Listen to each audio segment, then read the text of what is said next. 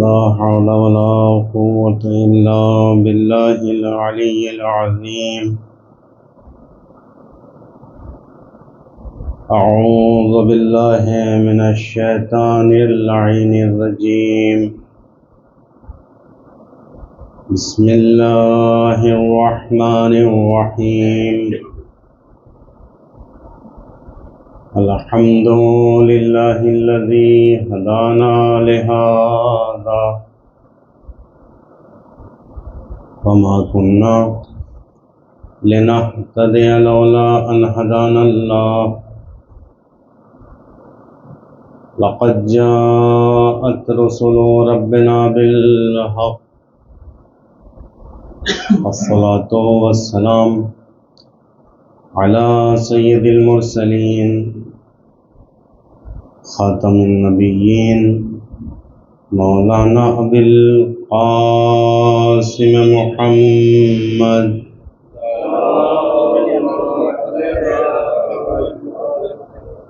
وعلى آله الطيبين الطاهرين المعصومين ولعنة الله على أعدائهم أجمعين من يومنا هذا إلى قيام يوم الدين. أما بعد، فقد قال رسول الله صلى الله عليه وآله وسلم: إن لقتل الحسين حرارة في قلوب المؤمنين لا تبردوا أبدا. صلوات محمد وآله وسلم.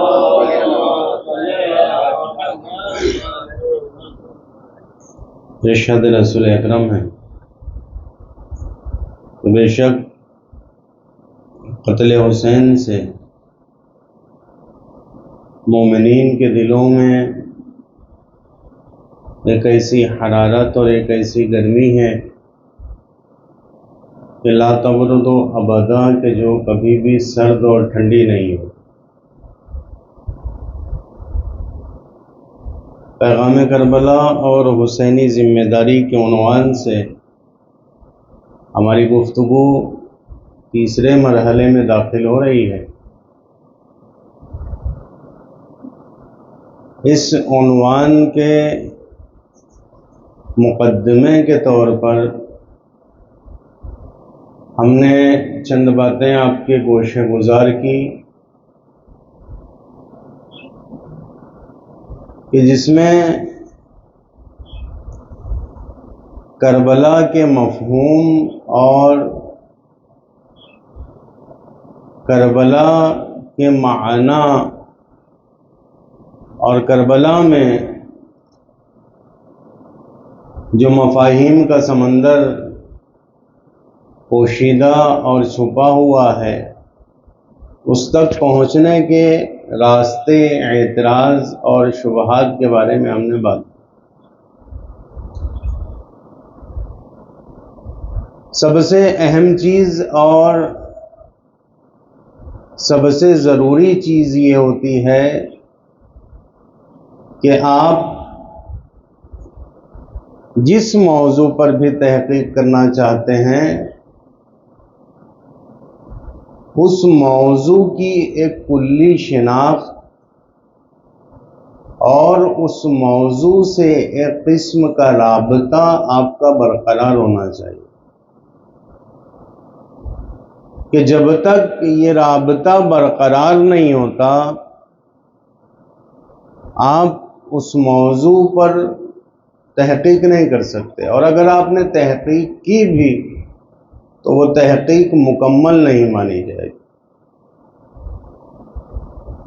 آپ کے درمیان اور جس موضوع پر آپ تحقیق کر رہے ہیں اس کے درمیان میں ایک رابطہ ہونا چاہیے، ایک شناخت ہونی چاہیے. آپ جانتے ہو آپ پہلے سے کہ میں جس موضوع کی طرف آ رہا ہوں اور جس موضوع میں میں تحقیق کرنا چاہتا ہوں وہ موضوع ہے کیا. دراصل یہ پہلی شناخت ہے کہ کربلا کی طرف آپ آ رہے ہیں، کربلا میں آپ تحقیق کرنا چاہتے ہیں، آپ کربلا کو سمجھنا چاہتے ہیں اور کربلا کو آپ دنیا کے سامنے پیش کرنا چاہتے ہیں، کربلا دنیا کو بتانا چاہتے ہیں. تو پہلے آپ خود بھی تو سمجھیں کہ کربلا ہے کیا. کربلا کی صحیح شناخت آپ کے پاس میں ہو، اور اس کے بعد پھر آپ کے اور کربلا کے درمیان میں رابطہ ہونا چاہیے۔ اگر یہ رابطہ منقطع ہے اور آپ کے اور کربلا کے درمیان میں کوئی رابطہ ہی نہیں ہے، تو پھر آپ کربلا میں تحقیق جو کر رہے ہیں اور کربلا کو جو آپ پیش کرنا چاہتے ہیں، آپ کما حقہ کربلا کو پیش نہیں کر سکتے۔ اور یوں بھی جس طریقے سے قرآن کی تفسیر ہر کس و ناکس کے لیے میسر نہیں ہے، اور قرآن کے تمام اسرار و رموز انسان بیان نہیں کر سکتا کہ یہ معصومین کا کام ہے اور وہی کر سکتے ہیں، اسی طریقے سے کربلا کے بھی تمام اسرار و رموز کو بیان کرنا کسی خاطی اور غیر معصوم انسان کے لیے ممکن نہیں ہے۔ وہ کربلا کے تمام اسرار و رموز کو بیان نہیں کر سکتا، وہ کربلا کی تبیین پوری طریقے سے نہیں کر سکتا، اس لیے کہ آپ جس چیز میں بھی تحقیق کرتے ہیں اس چیز کا حق یہ ہوتا ہے کہ اس کے اندر جتنی خوبیاں ہیں ان تمام خوبیوں کو آپ سامنے لے کر آئیں اور لوگوں کو بیان کریں۔ کسی بھی موضوع میں آپ آئیں، کربلا کے علاوہ بھی کسی موضوع میں آپ اگر تحقیق کر رہے ہیں تو اس کی تمام خوبیوں کو، اس کے اندر پائی جانے والی تمام خامیوں کو، اس کے اندر پائی جانے والی افادیت کو، ہر چیز کو آپ کو بیان کرنا ہے، ہر چیز کی تبیین آپ کو کرنی ہے۔ اس میں کتنی خوبیاں پائی جاتی ہیں، کتنی کمیاں ہیں اس کے اندر، کتنی خامیاں ہیں، کیا کیا اس کے اندر میں خصوصیات پائی جاتی ہیں، سب آپ کو دھیرے دھیرے بیان کرنا ہے۔ ایسے ہی اگر آپ کربلا کی تبیین کرنا چاہتے ہیں، اگر کربلا لوگوں کے سامنے پیش کرنا چاہتے ہیں، تو پھر کربلا کے اندر جو خوبیاں پائی جاتی ہے، کربلا کے اندر جو کمالات پائے جاتے ہیں، کربلا کے اندر جو خصوصیت پائی جاتی ہے، کربلا کے اندر جو برکت پائی جاتی ہے، کربلا میں جو کمال پایا جاتا ہے، کربلا میں جو روحانیت پائی جاتی ہے، ان تمام چیزوں کو آپ کو بیان کرنا پڑے گا۔ ہر چیز آپ کو بیان کرنی پڑے گی۔ مثلا آپ کسی موضوع میں آئیں، آپ علم منطق میں آئیں، آپ علم منطق میں تحقیق کرنا چاہتے ہیں، تو سب سے پہلے آپ کو کیا بیان کرنا ہے؟ کہتے ہیں آپ ابتدا کریں گے تو پہلے منطق کے معنی کو بیان کریں گے، اس کی تعریف بیان کریں گے، اس کے فوائد بیان کریں گے۔ اس کے بعد منطق میں الفاظ کی بحث کی جاتی ہے، تو کیوں کی جاتی ہے؟ الفاظ کی بحث پہ آپ جو ہے حاوی ہونا چاہیے، آپ کو پتہ ہونا چاہیے کہ لفظ کسے کہتے ہیں اور منطق میں الفاظ کی بحث کیوں کی جاتی ہے، یہ تمام چیزیں۔ اس کے بعد معنی و مفہوم کی بحث کی جاتی ہے اس کے اندر میں، یہ تمام چیزیں، پھر تصورات و تصدیقات، یہ تمام چیزیں جو اس کے اندر پایا جاتا ہے، آپ ایک ایک چیز جو ہے اس میں بیان کرتے چلے جائیں، اور آخر میں آپ جو ہے یہ کہہ دیں کہ بھائی اس کے اندر ایک بحث ایسی تھی کہ جو میرے اندر نہیں پائی جاتی، میں اس پر حاوی نہیں ہوں، میں اس کو نہیں سمجھ پایا اور میں نہیں بیان کر سکتا، تو بتائیے کیا وہ آپ کی تحقیق مکمل مانی جائے گی؟ کہ نہیں، آپ کی وہ تحقیق مکمل نہیں مانی جائے گی، اس لیے کہ آپ نے کئی موضوعات تو بیان کر دیے، مگر ایک ایسا موضوع تھا جس پر آپ کی دسترس نہیں تھی، جس تک آپ کی رسائی نہیں تھی، وہ آپ نے بیان نہیں کیا، تو آپ کی تحقیق کیا ہے؟ آپ کی تحقیق نامکمل ہے۔ اب کربلا کو میں نے پہلی مجلس میں کہا تھا کہ کربلا بیان کرنے کے لیے اور کربلا سمجھنے کے لیے، جیسا کہ ابتدا میں کہا، ایک رابطہ آپ کا کربلا کے ساتھ ہونا چاہیے۔ اب کربلا میں صرف شہادت امام حسین عالی مقام تو نہیں ہے، کربلا میں صرف شہادت جناب علی اکبر تو نہیں ہے کہ آپ جو ہے وہ تذکرہ سنا دیں اور آپ جو ہے وہ واقعہ سنا دیں۔ کربلا نہ واقعے کا نام ہے، نہ کربلا تاریخ کا نام ہے۔ کربلا نظام ولایت کے تسلسل کا نام ہے، کربلا نظام انسانیت کے تسلسل کا نام ہے، کربلا نظام اسلام کے تسلسل کا نام ہے، یہ تمام چیزوں کے تسلسل کا نام کربلا ہے۔ تو آپ کربلا بیان کر رہے ہیں، آپ کربلا پیش کر رہے ہیں، آپ زمانے کو بتانا چاہتے ہیں کربلا کیا ہے۔ تو میں نے ابھی کہا کہ اگر آپ کسی بھی چیز کو بیان کریں تو اس کے تمام موضوعات پر کم سے کم ایک کلی دسترس تو ہونی چاہیے، نہیں ہونی چاہیے، کم سے کم ایک کلی شناخت، نہ بہت دقیق، کم سے کم نام تو آپ عنوان کے جانتے ہو کہ یہ عنوان بھی ہے کربلا میں، وہ عنوان بھی ہے کربلا میں، وہ عنوان بھی ہے کربلا میں۔ ایک عنوان احساس ہے کربلا میں، ایک عنوان کربلا کا احساس ہے، ایسے ہی ہزارہ عناوین ہیں کربلا میں، لیکن ایک بارز عنوان کربلا کا احساس ہے۔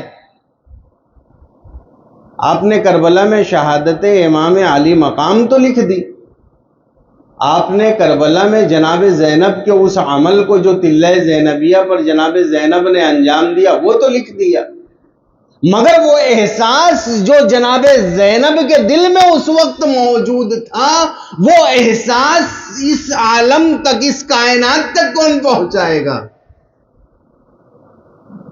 وہ احساس کون بتائے گا؟ ایک بے حس آدمی آتا ہے، اپنے قلم کو اٹھاتا ہے اور کربلا لکھنی شروع کر دیتا ہے کہ اس طریقے سے امام علی مقام قتل ہوئے اور اس طریقے سے جناب زینب نے اس منظر کو دیکھا۔ نہیں، یہ کافی نہیں ہے، یہ منظر تو جو تھا وہ تھا اور یہ رہے گا تا قیامت، آپ لکھیں چاہے نہ لکھیں، مگر اس پورے واقعے کے پیچھے احساس جناب زینب کون پہنچائے گا؟ کون پہنچائے گا احساس زینب کو؟ وہی تو سمجھ سکتا ہے نا کہ جو صاحب حس ہو، وہی تو سمجھ سکتا ہے جو صاحب دل ہو، وہی تو سمجھ سکتا ہے کہ جس کے پاس میں معرفت ہو۔ کربلا معرفت کا نام ہے، کربلا معرفت کا نام ہے۔ محبت کے عنوان کو کاغذوں پر منتقل نہیں کیا جا سکتا، محبت کو کاغذوں پر منتقل نہیں کیا جا سکتا۔ کربلا کوئی کہانی نہیں ہے کہ جسے آپ کاغذوں میں محصور کر دیں، کربلا کسی کہانی کا نام نہیں ہے کہ وہ کاغذوں میں محصور ہو کے رہ جائے۔ کربلا راستے کا نام ہے، کربلا طریقے کا نام ہے، کربلا طریق کو کہتے ہیں، کربلا صراط کو کہتے ہیں، اہدنا الصراط المستقیم۔ کربلا اس چیز کا نام ہے۔ تو آپ اگر کربلا کی طرف آ رہے ہیں تو آپ کے اندر کچھ خصوصیات تو پائی جانی چاہیے، کچھ رابطہ تو آپ کا کربلا کے ساتھ ہو۔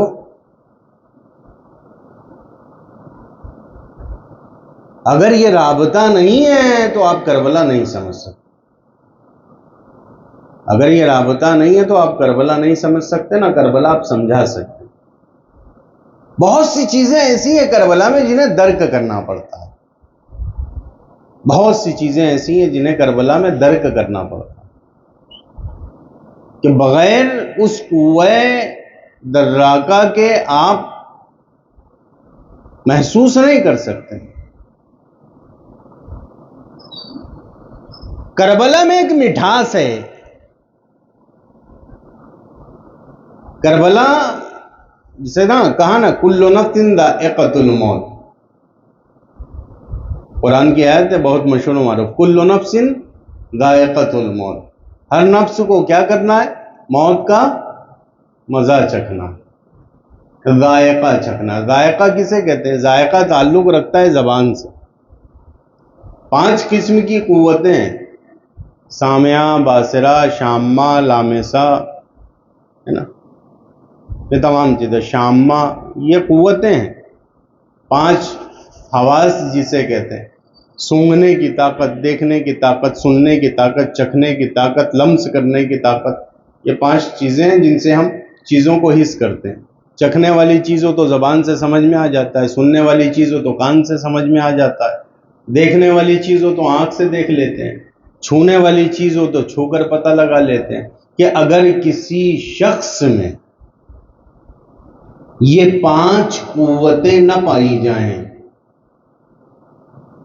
تو وہ شخص کائنات کی بہت سی چیزوں سے کیا ہوگا؟ نہیں سمجھ سکے گا بہت سی چیزوں کو، کیونکہ ذائقہ ہے نہیں تو چکھ نہیں سکے گا۔ تو وہ نعمتیں جو پروردگار عالم نے پیدا کی ہیں وہ نہیں چکھ پائے گا، وہ اس کو نہیں معلوم کہ کون سی چیز میٹھی ہوتی ہے، کون سی چیز کڑوی ہوتی ہے، کون سی چیز نمکین ہوتی ہے۔ یہ جو آوازیں خلق کی پروردگار عالم نے وہ سن نہیں پائے گا، یہ کائنات جو رنگ برنگی پروردگار عالم نے بنائی ہے وہ دیکھ نہیں پائے گا، اور وہ چیزیں جو چھونے سے تعلق رکھتی ہیں وہ نہیں کر پائے گا۔ علم کی پہلی سیڑھی یہ ہے کہ انسان حواس سے خمسہ رکھتا ہو۔ علم کی پہلی سیڑھی حواس سے خمسہ کا ہونا ہے، کہ بغیر حواس سے خمسہ کے آپ علم کے مدارج کو طے نہیں کر سکتے۔ یا دیکھ کے پڑھیں گے، یا سن کے پڑھیں گے، یا لمس کر کے پڑھیں گے۔ اگر یہی سب نہ ہو تو آپ پھر پڑھیں گے کیسے؟ تو علم کی پہلی سیڑھی جو ہے وہ حواس سے خمسہ۔ تو میں نے آیت کیا پڑھی؟ کل نفس ذائقۃ الموت، ہر نفس کو موت کا مزہ چکھنا ہے۔ ذائقہ کون سی قوت ہے؟ کہ ذائقہ جو ہے یہ جو زبان سے تعلق رکھتی ہے، وہ ہے ذائقہ۔ آپ بتا سکتے ہیں کہ موت کا مزہ کیسا ہے؟ قرآن نے تو کہہ دیا کہ ہر نفس کو موت کا مزہ چکھنا ہے۔ آپ بتا سکتے ہیں کہ موت کا مزہ کیسا ہے؟ کہ اس کا مزہ معلوم کرنے کے لیے چکھنا پڑتا ہے، اور ایک عجیب سا مسئلہ درپیش ہوتا ہے کہ جو چکھ لیتا ہے وہ پھر بتانے کے لائق نہیں ہوتا، اور جو بتانے کے لائق ہوتا ہے، جو ابھی بول سکتا ہے، بتا سکتا ہے، اسے معلوم نہیں ہوتا کہ اس کا مزہ کیسا ہے۔ تو کربلا میں یہ ہے خاصیت کہ کربلا میں بہت سی ایسی چیزیں ہیں جو حواس سے خمسہ سے تعلق رکھتی ہیں، کہ پہلے حواس سے خمسہ درست کرو۔ تو قرآن نے کہا کل نفس ذائقۃ الموت، ہر نفس کو کیا کرنا ہے؟ موت کا مزہ چکھنا ہے۔ موت کا مزہ زبان سے تعلق رکھتا ہے، اور زبان کا سالم ہونا ضروری ہے۔ کربلا میں ایک چیز ہے،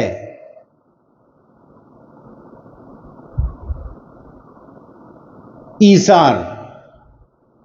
کربلا میں ایک چیز ہے توکل، کربلا میں ایک چیز ہے قربانی، کربلا میں ایک چیز ہے شہادت، کربلا میں ایک چیز ہے اوقات نماز کی حفاظت، کربلا میں ایک چیز ہے امر بالمعروف، کربلا میں ایک چیز ہے نہی از منکر، کربلا میں ایک چیز ہے تولا، کربلا میں ایک چیز ہے تبرہ۔ یہ تمام چیزیں کربلا میں ہے یا نہیں ہے؟ ہر چیز بطور اتم کربلا میں موجود ہے، ہر چیز بطور اتم کربلا میں موجود ہے، ہر چیز اپنے کمال تک پہنچی ہوئی ہے۔ اب یہ جو قوہ ذائقہ ہے، اگر خدا نخواستہ کوئی شخص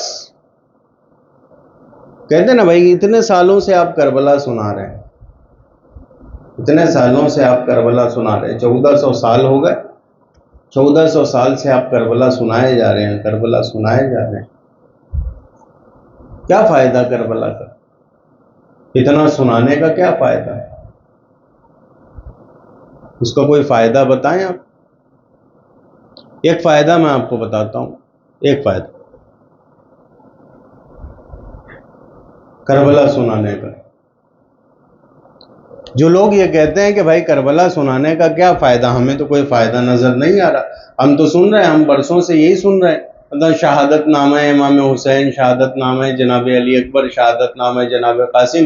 اب تو یہ حال ہو گیا ہے کہ ہمیں تمام مصائب یاد ہو گئے۔ اب تو ہمارے بچوں کا بھی یہ حال ہے کہ ہمارے بچوں کو ہر ایک شہید کے مصائب یاد ہو گئے ہیں، اتنا کربلا سن لیا ہم نے، کیا فائدہ؟ وہی مصائب ہے جو ریپیٹ ہو رہے ہیں، پچھلے سال بھی ہم نے سنا تھا، اس سال بھی ہم نے وہی سنا، آئندہ سال بھی وہی سنیں گے۔ پر شہادت نامہ تو چینج نہیں ہو رہا، شہادت نامہ تو چینج نہیں ہو رہا۔ وہی ہے شہادت نامہ۔ تو آپ یہ چیز دیکھیں، میں آپ کو بتا رہا ہوں کہ ایک شخص ہے، پروردگار عالم نے بہت سی نعمتوں کو پیدا کیا، مثلا سیب بنایا، آم بنائے، اور بہت سارے فروٹ ہیں، بہت ساری انواع و اقسام کی غذائیں اچھی اچھی۔ آپ کو یہ غذا بہت پسند ہے، بہت پسند، یہ غذا آپ کو بہت پسند۔ آپ نے کہا کہ آج وہ غذا مجھے بنا کر دی جائے، آپ کے سامنے وہ غذا لائی گئی، رکھ دی گئی، اتفاق سے اسی وقت پروردگار عالم نے قوت ذائقہ کو آپ سے چھین لیا، قوت ذائقہ آپ سے چھن گئی، آپ کیا ہو گئے؟ اب ٹیسٹ نہیں آتا، کچھ بھی نہیں ہے، ذائقہ ہی نہیں ہے زبان میں۔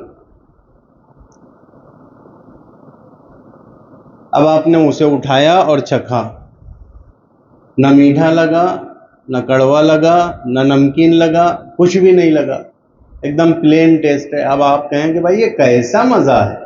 بالکل بے مزہ، کوئی مزہ ہی نہیں ہے۔ تو کیا اس چیز سے خاصیت ختم ہو گئی؟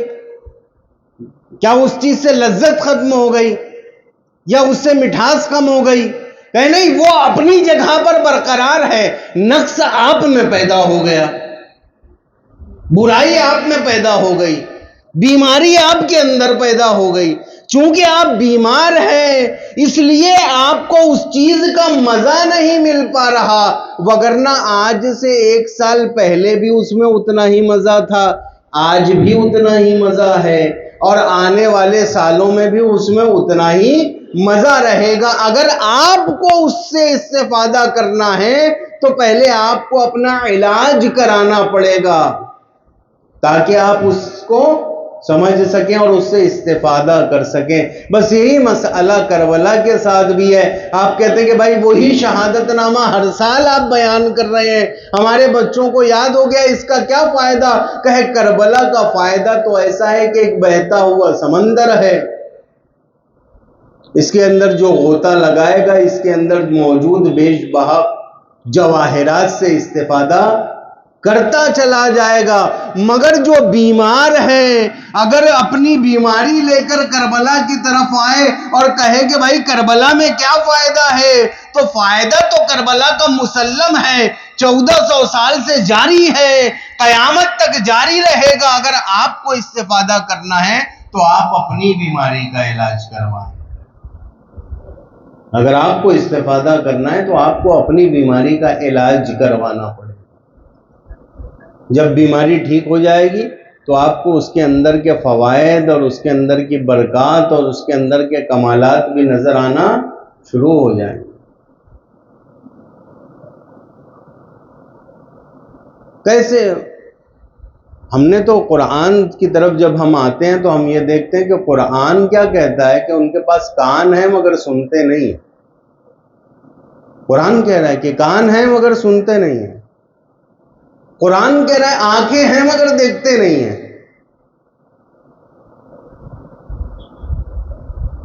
سمن بکمن عمیون فہم لا یرجعون، یہ اندھے بہرے گونگے ہیں، جو پلٹ کے آنے والے لوگ نہیں ہیں۔ تو قرآن نے کیوں کہا سمن؟ کیا واقعاً وہ گونگے تھے، بہرے تھے، اندھے تھے؟ نہیں، آنکھیں تھی مگر انہیں دکھائی نہیں دیتا تھا، کان تھے مگر سنائی نہیں دیتا تھا۔ کیوں؟ اس لیے کہ ضمیر مردہ تھا، روح مردہ تھی۔ اور میں نے جو حدیث کو سرنامہ کلام قرار دیا، اس حدیث میں کیا تذکرہ ہوا؟ اس حدیث میں کیا ذکر ہوا کہ ان لقتل الحسین حرارۃ فی قلوب المؤمنین، کہے قلب کو ذکر حسین کیا کرتا ہے؟ کہے زندہ کر دیتا ہے۔ آج بھی کربلا میں وہ تاثیر و خاصیت پائی جاتی ہے کہ آج تک شہادت کا باب بند نہیں ہوا۔ کربلا سے جنہوں نے استفادہ کیا اور کربلا سے جو استفادہ کر رہے ہیں، آپ دیکھیں کہ آج کائنات میں کربلا سے استفادہ کرنے والے نہیں، جنہوں نے کربلا سے ذرہ برابر بھی تمسک کر لیا، جنہوں نے کربلا سے ذرہ برابر بھی استفادہ کر لیا، آج کائنات میں لوگ انہیں خمینی و خامنائی کے نام سے جانتے ہیں۔ یہ کربلا سے استفادہ کرنے والے لوگ ہیں، کربلا سے شہادت کا جذبہ لینے والے لوگ ہیں، جیسے شہید محسن حججی ان کا نام ہے، شہید قاسم سلیمانی۔ تو ہے کربلا جاری ہے، استفادہ کرنے کا طریقہ، سمجھنے کا طریقہ، سمجھنے کے آداب، یہ تمام چیزیں آپ لے کر آئیں تو کربلا آپ کی سمجھ میں آئے گی، وگرنہ کربلا سمجھ میں نہیں آنے والا۔ تو ایک اعتراض جو کیا جاتا ہے کہ بھائی یہ تذکرے کی جو آپ تکرار کر رہے ہیں، یہ جو بار بار آپ کربلا دہرا رہے ہیں، یہ جو بار بار آپ کربلا سنا رہے ہیں، اس کا کوئی عقلی جواز بھی آپ کے پاس میں ہے؟ کوئی دلیل آپ کے پاس ہے؟ کوئی استدلال آپ کے پاس ہے؟ تو جواز دیکھیں، خود قرآن کیا کہتا ہے؟ وذکر، قرآن نے کہا وذکر فإن الذکر تنفع المؤمنین۔ قرآن کہہ رہا ہے رسول سے کہ آپ تذکرہ کریں، تذکر دیں، دوہرائیں، ریپیٹ کریں۔ کیوں؟ فإن الذکر تنفع المؤمنین، اس لیے کہ جو مومنین ہیں انہیں یہ تذکرہ فائدہ دیتا ہے۔ جو مومنین ہیں انہیں یہ تذکرہ فائدہ دیتا ہے، یعنی ریپیٹ کرنا کسی بھی چیز کا بے فائدہ نہیں ہوتا۔ ریپیٹ کرنا کسی بھی چیز کا بے فائدہ نہیں ہوتا۔ اب اگر میں پہلی مجلس میری کون سی تھی، میں نے اس میں کیا مطالب بیان کی، اگر ابھی آپ سے پوچھوں تو آپ شاید ایک آدھ بات اس میں سے کوئی بیان کر دیں تو کر دیں، وگرنہ وہ بھی نہ ہو پائے۔ اس کے بعد پھر دوسری مجلس آ گئی، اس میں دوسرے مطالب، تیسری مجلس آ گئی، اس میں تیسرے مطالب۔ تو میں پوچھوں پہلی مجلس میں کیا پڑھا تھا، تو آپ کو بتانا آپ کے لیے مشکل ہوگا، کبھی کبھی ناممکن ہو جاتا ہے کس طریقے سے بتائیں۔ کبھی کوئی ایک بات یاد رہ جاتی ہے تو بس رہ جاتی ہے۔ تو اسلام اس چیز کا نام تو نہیں ہے کہ بس آپ ایک مرتبہ سن لیں، اس میں سے کوئی ایک چیز اسلام میں سے آپ کو یاد رہ گئی تو رہ گئی، وگرنہ پوری چیزوں کو فراموش کر دیں آپ تو کہ اسلام اس چیز کا نام نہیں ہے۔ اسلام تو الف سے لے کر یہ تک آپ کو مکمل یاد ہونا چاہیے، تبھی آپ کی نجات ہے، وگرنہ نجات نہیں ہے۔ تو پہلی مجلس جو میں نے پڑھی تھی وہ آج آپ کو یاد نہیں ہے، لیکن جو مجلس میں نے پہلی محرم کو پڑھی وہی 2 محرم کو پڑھوں، پھر 2 کے بعد 3 کو بھی وہی پڑھوں، پھر 4 کو بھی وہی پڑھوں، پھر 5 کو بھی پڑھوں، اسی طریقے سے 12 محرم تک مسلسل میں اسی مجلس کی تکرار کرتا چلا جاؤں تو 13ویں دن اگر میں آپ سے پوچھوں گا تو آپ پوری نہیں لیکن کم سے کم اس کا ایک بڑا حصہ آپ مجھے بیان کر سکتے ہیں آسانی کے ساتھ۔ کیوں؟ اس لیے کہ ایک مرتبہ نہیں 12-13 مرتبہ وہ بات آپ کے لیے ریپیٹ ہو چکی، اب آپ کے ذہن میں رسوخ کر گئی، آپ کے ذہن میں جا کے جم گئی۔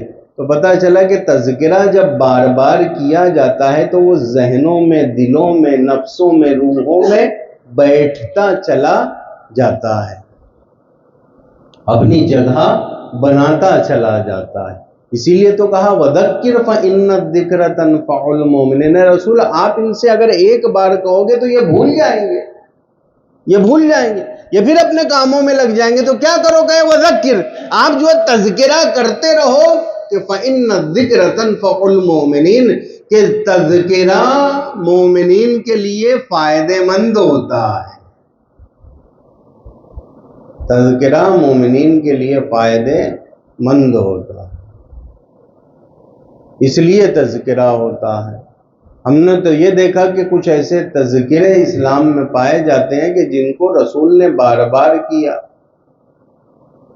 کبھی دعوت ذوالعشیرہ میں، کبھی غدیر میں، کبھی خندق میں، کبھی خیبر میں تو یہ تذکرہ ولایت کا جو بار بار ہوا، جب اس تذکرے کو بھلا دیا گیا، جب ایک ایسا تذکرہ جس کے لیے اتنا اہتمام کیا گیا، جب لوگ اس تذکرے کو بھلا سکتے ہیں، تو کربلا کا وہ بھلا دینا کوئی بہت بڑی بات نہیں تھی۔ اس لیے جناب زینب نے بار بار، کبھی شام کے دربار میں، کبھی کوفے کے دربار میں، کبھی مدینے میں، ہر جگہ پر تذکرہ حسین کر کے بتا دیا کہ دیکھو ہم اس تذکرے کو کبھی بھی محو نہیں ہونے دیں گے۔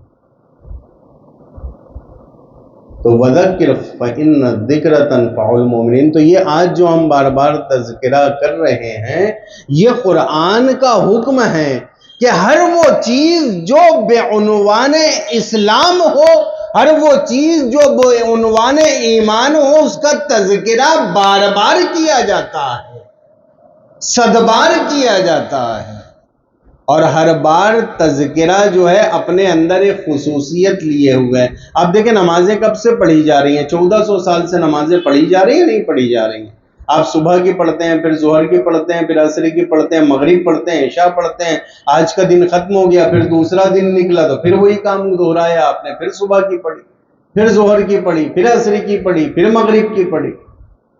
تو یہ دہرا رہے ہیں نہیں دہرا رہے ہیں؟ آپ بالکل دہرا رہے ہیں۔ کہ اس کے ہر مرتبہ دہرانے میں اتنا ہی فائدہ ہے جتنا کل تھا، اتنا ہی آج بھی ہے۔ آپ نے صبح کی نماز پڑھی، کیا کرتی ہے؟ فَإِنَّ الصَّلَاةَ تَنْهَىٰ عَنِ الْفَحْشَاءِ وَالْمُنکَرِ۔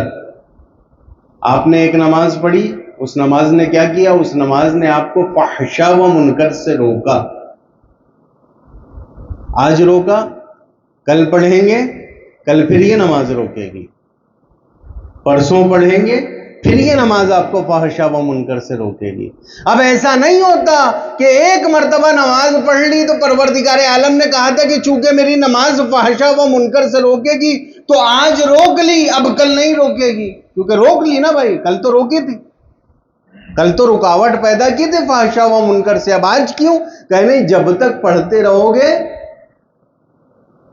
تم فحشاء و منکر سے رکتے رہو گے۔ اب کہا الصلاۃ معراج المؤمن، صلاۃ مومن کی کیا ہے؟ معراج ہے۔ آج پڑھی تو آج معراج ملی، کل پڑھو گے کل بھی معراج ملے گی، پرسوں پڑھو گے پرسوں بھی معراج ملے گی، اس کے بعد پڑھو گے پھر معراج ملے گی۔ بس یہی قصہ کربلا کا ہے۔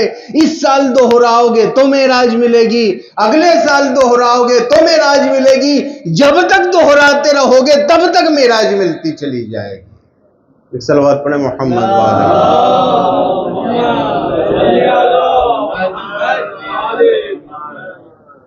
تذکرہ عام ہے اس کا، جب تک کرتے چلے جاؤ گے استفادہ کرتے چلے جاؤ گے، فوائد ملتے چلے جائیں گے، برکتیں شامل حال ہوتی چلی جائیں گی۔ یہ خصوصیت ہے کربلا میں۔ اور فوائد کسے نہیں چاہیے؟ نجات کسے نہیں چاہیے؟ ہدایت کسے نہیں چاہیے؟ کسے ضرورت نہیں ہے ہدایت؟ ہر دور میں، ہر زمانے میں، ہر وقت ہدایت کی ضرورت ہے۔ کربلا سے ہدایت کے باب کھلتے ہیں، کربلا سے ہدایت کے چشمے کھلتے ہیں۔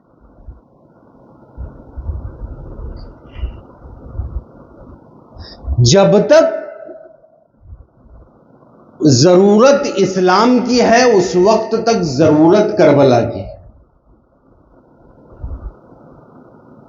جب تک اس کائنات کو اسلام کی ضرورت ہے تب تک اس کائنات کو کربلا کی ضرورت ہے، اس لیے کہ اسلام کے احکامات تھیوری ہیں اور کربلا اس تھیوری کا پریکٹیکل ہے۔ کربلا اس تھیوری کا پریکٹیکل ہے۔ جس طریقے سے انسان کو کسی چیز کو سمجھنے کے لیے تھیوری کی ضرورت ہوتی ہے، اس طریقے سے انسان کو کسی چیز کو سمجھنے کے لیے پریکٹیکل کی بھی ضرورت ہوتی ہے، صرف تھیوری سے کام نہیں چلتا۔ جیسے نماز کا ایک حکم میں نے ابھی آپ کے سامنے عرض کیا، اب آپ نماز ظہر کے وقت بیٹھ جائیں قرآن لے کر، اور وہ آیت جو نماز کے وجوب پر دلالت کرتی ہے اسے پڑھنا شروع کریں، اقیم الصلاۃ اقیم الصلاۃ اقیم الصلاۃ اقیم الصلاۃ۔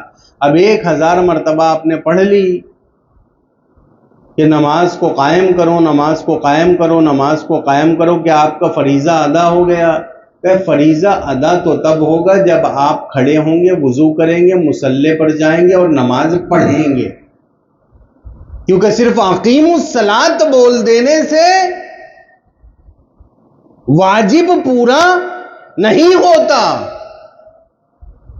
آنا پڑے گا، نماز پڑھنی پڑے گی، پریکٹیکل کرنا پڑے گا، تب جا کے آپ کا کام مکمل ہوگا۔ ایسے ہی آپ پورے اسلام کو لے کر چیختے رہ جائیں، چلاتے رہ جائیں، آپ کا اسلام مکمل نہیں ہونے والا جب تک آپ کربلا کے اسلام سے متمسک نہ ہو جائیں، جب تک آپ اسلام کربلا سے متمسک نہ ہو جائیں۔ اس لیے کہ باریکیاں اسلام کی، رموز اسلام کے، احکامات اسلام کے وہ کربلا میں آ کر بیان کیے۔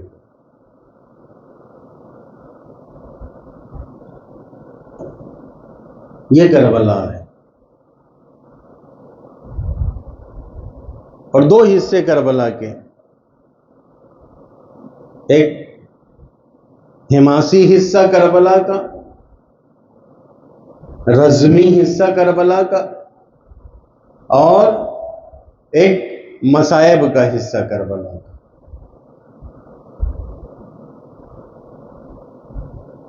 رزمی حصے کے اندر بھی بہت ساری چیزیں ہیں، بہت سارے رزم ہیں، بہت حماسہ ہے کہ جس حماسے کو سامنے رکھ کر بہت سی حماسی شخصیات اس عالم میں پیدا ہوئی، اور ایک طرف کربلا کی مصیبتیں، کربلا کے مصائب۔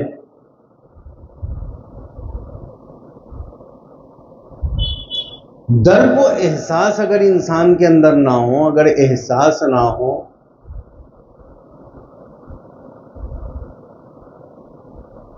اگر کوئی بے وطن ہو، خانہ بدوش ہو، جس کا کوئی وطن ہی نہ ہو، اسے کیا پتا کہ وطن چھوڑنے کا درد کیا ہوتا ہے۔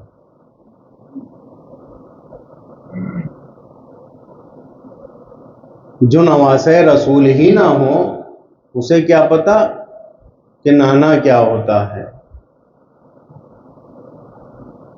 جس نے کبھی قبر پر مجاوری ہی نہ کی ہو، اسے کیا پتا کہ نانا کی قبر سے بچھڑنے کا غم کیا ہوتا ہے۔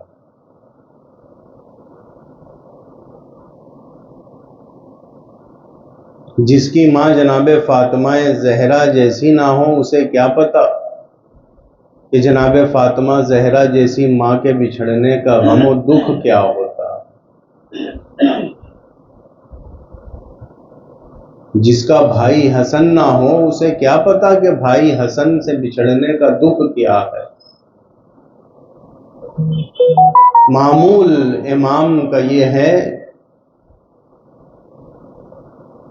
کہ صبح ہوتی ہے تو پہلے زیارت کرتے ہیں نانا کی قبر کی، نانا کی قبر سے ہو کر پھر ماں کی قبر کی زیارت کرتے ہیں، ماں کی قبر کی زیارت کرنے کے بعد پھر اپنے بھائی کی قبر کی زیارت کرتے ہیں۔ یہ معمول ہے امام کا۔